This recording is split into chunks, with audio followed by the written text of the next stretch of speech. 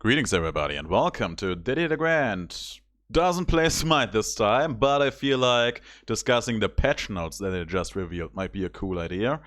There are a bunch of new skins, most of them pirate themed. I like them quite a lot actually, especially this Changa skin is absolutely lovely. And just look at that kitty. Very, very cute. There are a lot of other cool skins in here if you like that stuff. I am looking forward to this Kuzumbo skin. He finally received the gun he so deserved. But I'm a bit more interested in the actual changes. I actually missed out quite a bit because the chat was super laggy. Or the entire stream was laggy at the beginning.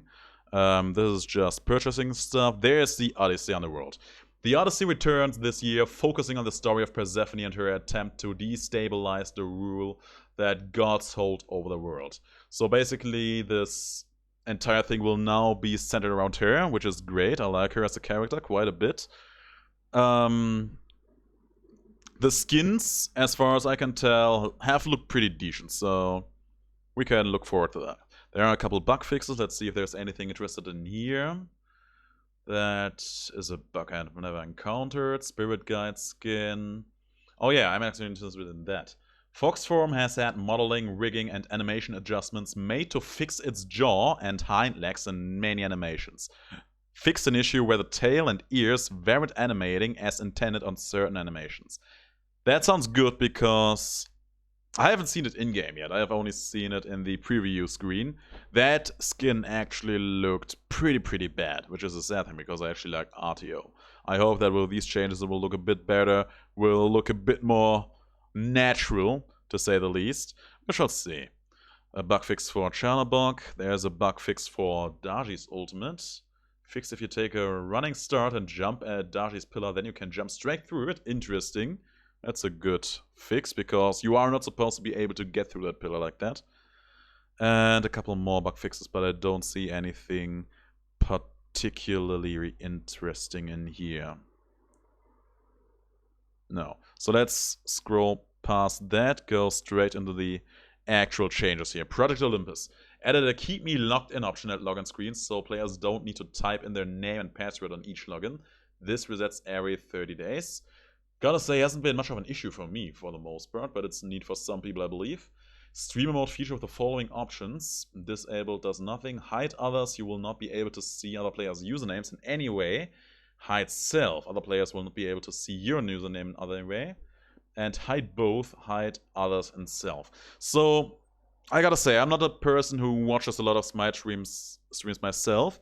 I do have played around with the idea of just maybe streaming Smite myself one day. So those are actually good changes overall, because I am one player who is prone to having bad games every now and then, and I see people having very bad games every now and then as well. Sometimes it's people that I know because I see them in random games every now and then. I know those people have very good games and they have very bad games just out of the sudden. And I'm not even all that concerned about streamers trying to protect themselves. It is a very current topic, I believe. Some are very vocal about that. But I'm actually much more interested in protecting other players that are just... They don't ask to be in the streams. Let's say you play a ranked match. It happened to me once, actually. I was doing my very first Conquest ranked match, and I ended up being in a stream together with DM Brandon. Contrary to his reputation these days, he was actually super nice, super civil about it. But it was still a very stressful situation for me, knowing that there are so many people watching me in that situation. And knowing that nobody will know that it was me in that situation would have been a great help for me. So I like this change a lot. It will not only help streamers, it will also help people who manage to get themselves matched into streamers. Escape start menu. Added redeem code button here for easy allocation. It's actually pretty good because I actually had to search that one for quite a while. Settings screen, update menu to have new way art and layout. That's not too interesting. What's new screen? Also not that interesting. New player experience. I'm interested in that. New loading art for the tutorial. Updated new account creation UI. That's not that interesting.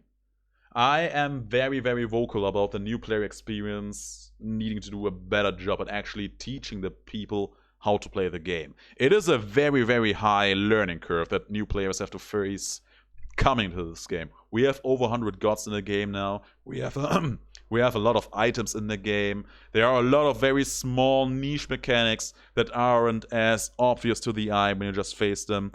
And I feel like Smite really needs to do a better job at step-by-step guiding new people into this whole scenario. And that's been better, much better than when I started in the beginning. But there's still a lot to be done. Then we have changes to the game modes. Artistic changes to the maps. Those are not that interesting. Added new Death Pit area. Oh yeah, they added a new Corrupted arena, actually. It's the same one we had back with the Kukulkan themed one with holes in the floor. That's actually pretty great. And apparently they added some new pits every now and then in some places near the pillars, is what they said. And there will also be a relic that allows people to push others around with a relatively short cooldown. I think they said 90 seconds or so. I believe we will see a bit more of information about that. I will actually look forward to playing that around. Here you see that relic, Cruel Wind. There is a fart joke hidden in there, but I am way above that. And it will also have a bonus round. That's actually something I am very interested in. Also a good opportunity to get your gods to rank X, especially if there is also maybe some kind of worship event. That's probably the biggest part about the entire patch. Another Heartseeker rework. I feel like we have had 2, 3, 4. Is this the 5th one? I think it is. And what this basically is a supercharged physical Soul Reaver. It has a lot of power, 75, 10 physical penetration, costs 2,900 gold. That all by itself is fairly solid. It also has some mana and some MP5, so you get some good mileage out of that. The passive, your abilities deal 3% of the target's maximum HP as physical damage. If you have 200 physical power or more, that bonus damage will scale up to 6% at 400 physical power. 400 physical power, pretty hard to reach. You have to go super hard on the power, but it's doable. And because it has mana, it actually just invites you to combine that with something like Transcendence, for example. I don't know if you really make it all the way up to the 6% threshold all that often, but the thing is, you don't really need to. 3% already is plenty, together with all these stats. And if you have a god that can apply these debuffs, these ability effects and all that jazz somewhat regularly, you will have a lot of damage on your targets. The first idea I had when I saw this item was AMC, because I think most of the people who watch my Smite content also have seen my AMC videos. There are a lot of items that are undervalued on him that are very good right now, but all of that is going to change because he is actually getting nerfed. His B is no longer triggering any item effects. There are actually a lot of item effects that were amazing for that. Crusher was basically applying twice of his abilities. You were actually getting 2 Glad Shield heals with all of that.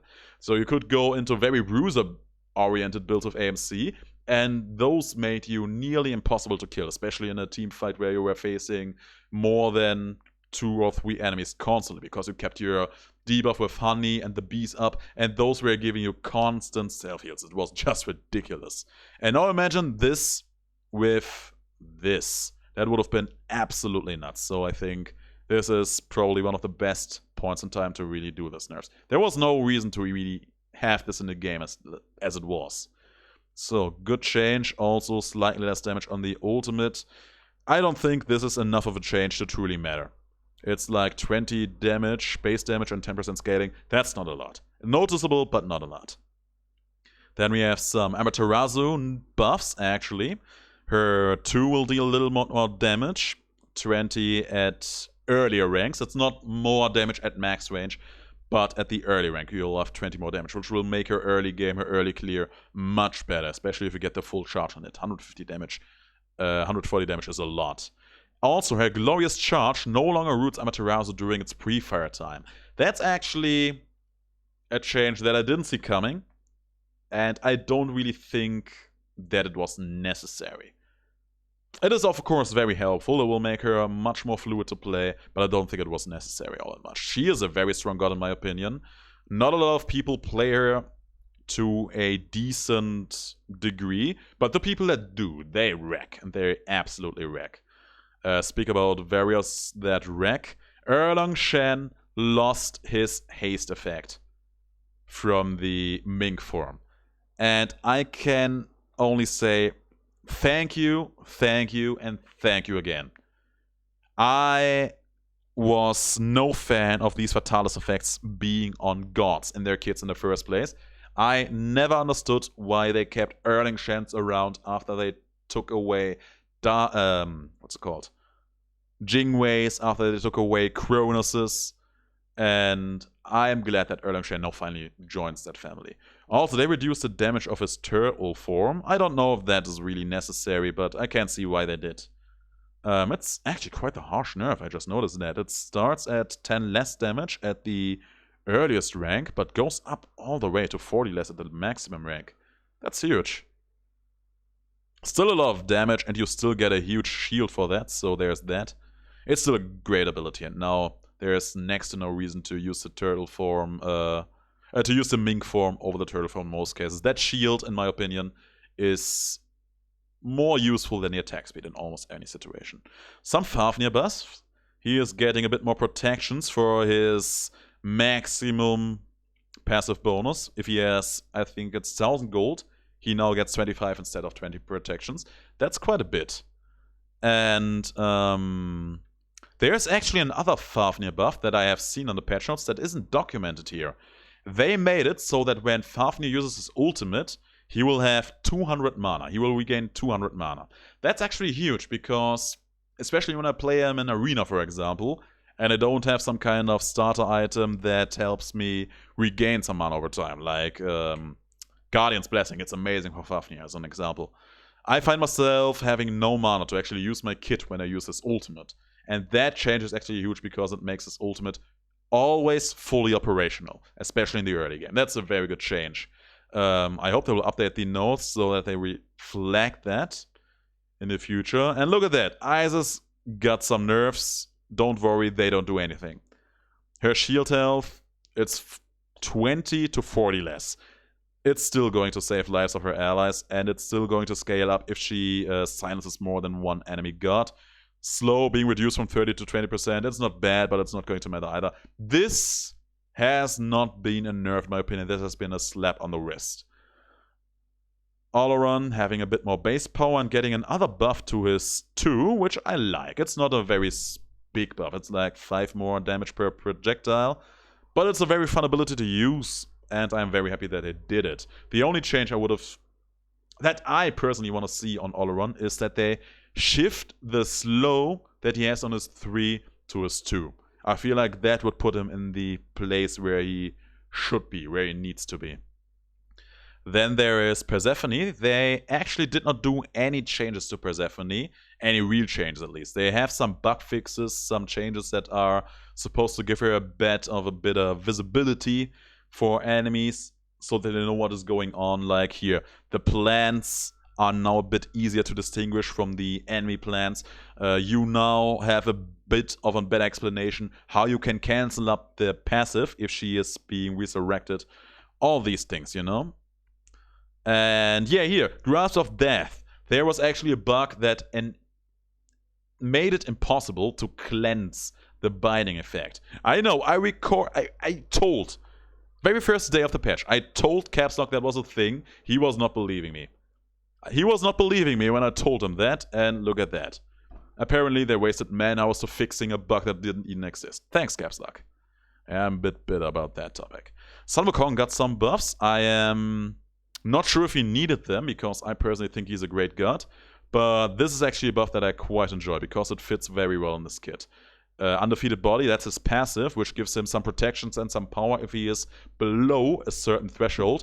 That will now last for 10 seconds, even if he goes above certain threshold again. It's a good change, because it plays very well into, first of all, some of his item choices. He is very good with Glad Shield, for example, but also with the ultimate, which regenerates a lot of health. Also a bit of a buff to the damage on Master's Will. 20 more damage at max rank.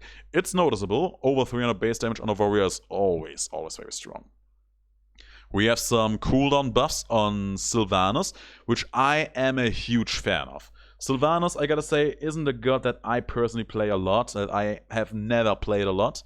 And one of the reasons why I didn't enjoy him as much is because he had such long cooldowns on his abilities. His 1, I believe, is 12 to 14 seconds, something along those lines. His 2 was at 18 seconds. His 3 started at 20 seconds. His ult has a typical 90-second cooldown.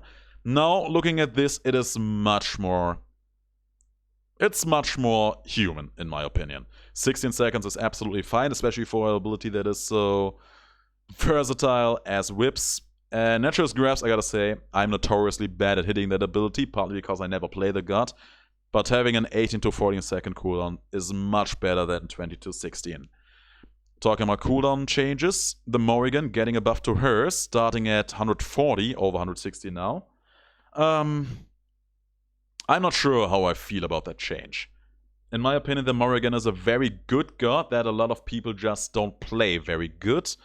And to me, especially as the game progresses, I feel like her base kit, her 1, 2, and 3, are much more interesting and important to a kit than her ultimate. I'm probably one of the few people who think that way. I think that, especially in side modes, the ultimate is usually just a catalyst to make already broken gods with super strong ultimates like Ares or Daji even more cumbersome to deal with.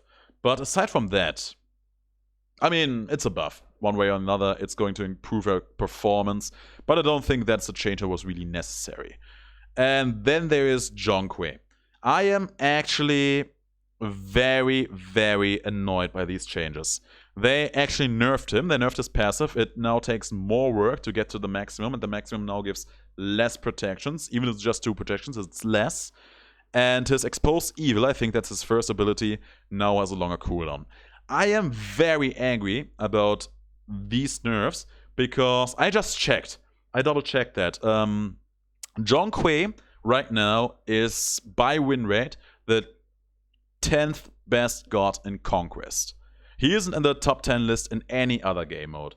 I don't understand why they think that they have to nerf Jonquay now when there are at least 3 other gods, 3 to 4 other gods, being in the top 10 list of every other game mode over Jonquay. Like, I invite you, do a research for yourself. Check casualsmite.com.